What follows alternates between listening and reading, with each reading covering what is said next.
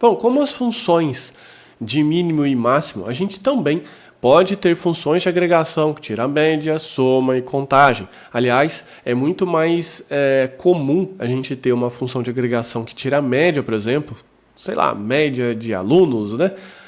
Ou então contagem, a soma do saldo total, contagem, enfim, é bastante comum a gente ter essas funções de agregação. Então, como eu comentei, como os mínimos e máximos, a gente necessita também de entender quais são os valores média, soma e contagem de alguma coluna na nossa tabela. Então aqui a gente tem a função de agregação sum, que é a função que realiza a soma. Nesse caso aqui ele está realizando uma soma da coluna de notas, aqui a média e aqui a contagem. Então a gente vai voltar aqui para o nosso SQL e a gente vai brincar aqui um pouquinho com essas funções, e lembrando que você não deve ficar restrito somente ao meu exercício aqui, e sim brincar você também, porque é nessa hora que você faz a convergência do aprendizado, você aprende digitando errado, você coloca a coluna que não era para ser, enfim, bacana? Então você acaba fazendo isso. Então a gente tem aqui, por exemplo, a soma de todas as notas, de repente alguém quer saber isso daqui, né?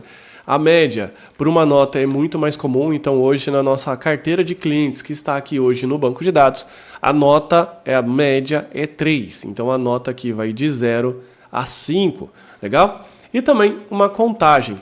E a contagem, o count aqui, você pode indicar uma coluna ou então indicar todas as colunas. O count em si, ele é uma função de agregação muito mais flexível, então ele também pode ser utilizado para contagem de registros, né? Contagem geral e não só de uma tabela. Nesse caso aqui, a gente tem 10 registros dentro da tabela de cliente. Bacana?